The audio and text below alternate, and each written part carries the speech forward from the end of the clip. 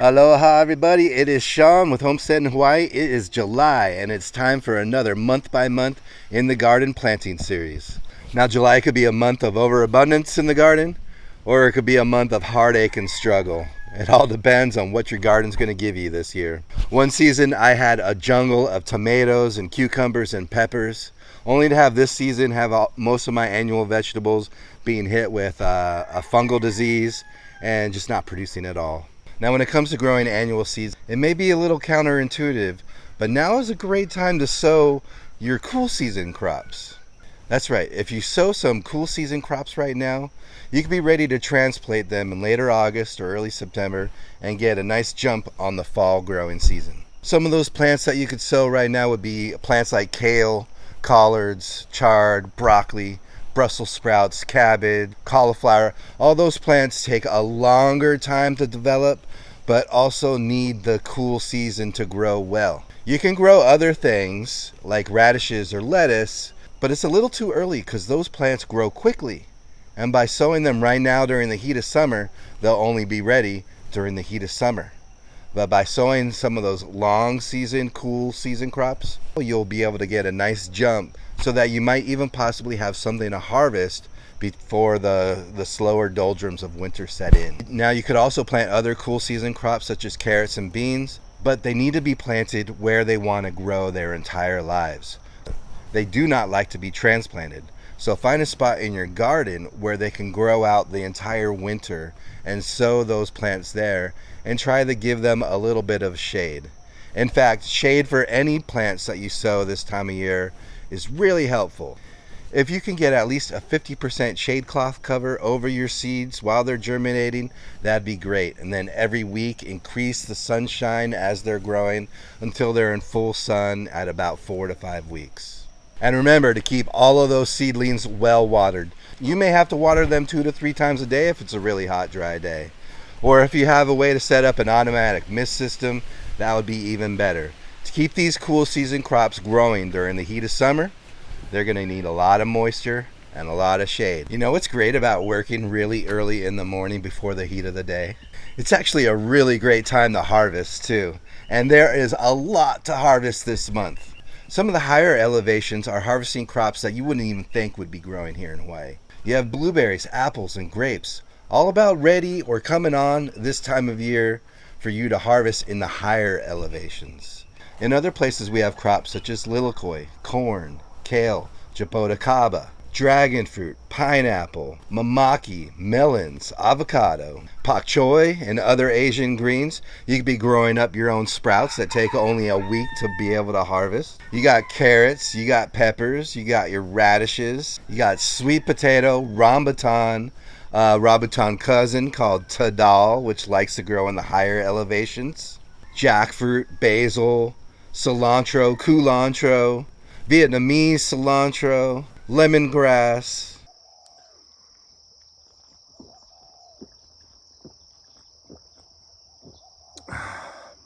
soursop, young ginger.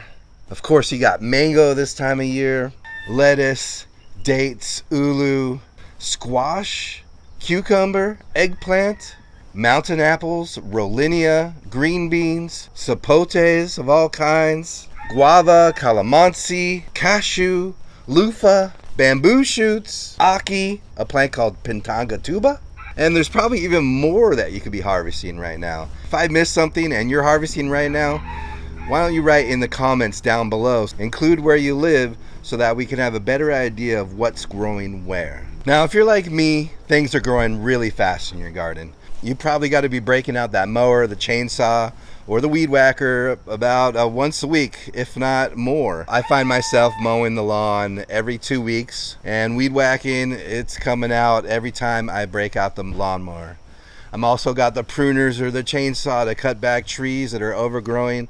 But if you have a younger lot, you may have other jobs that you may need to do. You may not have stuff growing as quickly as humanly possible. You may in fact want stuff to be growing as quickly as humanly possible. So you're going to be spreading a lot of mulch. If you haven't already, you're going to want to be trellising some of the plants that need trellising. Tomatoes, lilikoi, beans of all types. You should have done this already in June, but if you haven't gotten to it now, Start trellising those plants up. Get them a little bit of a support so that their plants don't fall over and the fruit rots on the ground. In fact, a little bit of support gives you some vertical gardening space where you can fit even more into your garden. And besides getting out there doing all that hard physical work in the heat of summer, why don't you take a hammock to the beach with a little notebook and start to sit back and relax and plan out your fall garden. Plan out how much of what you want to grow next season. Plan out where you might want to grow it, where you're going to exchange a heavy feeder for a light feeder. Get a lot of that planning done now so that you don't have to think on the fly when it comes to ordering up your seeds or transplanting out some transplants. You'll have it all thought out and ready to go so that you'll ensure yourself and your family a more abundant future. The summer is filled with pests. Everywhere you go, you're going to find pests somewhere in the garden. Behind me, I have an example of root rot. I talked about it last month, how when the plant gets too much water, it tends to look a little bit like this behind me, where it looks wilted and like it wants water. So you can go out there and take care of whiteflies or fungal diseases or aphids and try and kill every single one you got. In the process, you might kill beneficial insects, or you may not be able to save that plant at all. So maybe this time, when we think about pest prevention, let's think a little bit outside the box. If your pests are getting hit really hard by something, improve that soil, or get rid of that plant altogether and plant something that'll thrive where you live. And when it comes to propagation, it's the same as last month. The summer is just not the best time to be taking cuttings or doing air layerings of most plants. Pretty much all I'm doing this time of year is seeding. I'm seeding out any seeds that I get from fruits that I eat, and I am dividing and planting bananas, I guess. And I keep those in the shade and I keep them well watered until I'm able to plant them somewhere else or give them to somebody. So save that planting energy because the time is coming soon. Right now you got plenty of other stuff to do in the garden and you got a lot of nice beach days to enjoy. So instead of propagating plants, why don't you fertilize what you already have growing? I know, it sounds a little bit funny to be wanting to fertilize plants, especially here in the summertime when things are growing overnight. But in order for the plants to feed you, you have to feed your plants.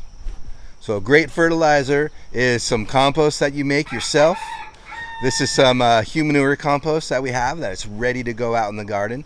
It is great for fruit trees. I've been using human manure compost for over 20 years. I made a few videos on using human manure and I've never had a problem here in my garden. In fact, everything thrives when I apply some of my human manure compost. And if you don't have human manure compost, maybe you got worm compost, or you're making up another type of compost for yourself, or you're gathering up manures or mulch or organic matter, and you just have stuff that you can spread out on the ground. Well, do it. This is the time of year to do it. All times of the year are the time to be spreading organic material in the tropics. That's what we are lacking here. The soil just gets washed away so quickly with all the rain, and all the nutrients leach right on through. So you got to constantly be feeding.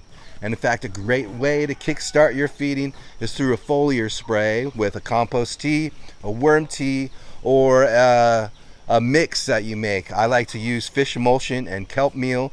They add nitrogen and lots of great trace minerals that my plants don't normally get here. My plants really get a boost when I foliar spray at least twice a month, hopefully every week. When you're spraying the compost tea or the worm tea or whatnot, you are drastically increasing the microbial count in your environment. You're creating a whole network of microbiologic life that is feeding each other. And you're building these systems that do work for you so that you don't have to do the work. That's what we're doing every month in the garden. We're figuring out how to make our gardens thrive while minimizing the work that we have to do. Work smartly, don't work harder, and find time to enjoy yourself this summer, because there's a beautiful world outside your homestead. Before you know it, you'll be too old to enjoy it. Thanks for watching today. I hope this helps make you a better gardener. Till next time, a hui ho.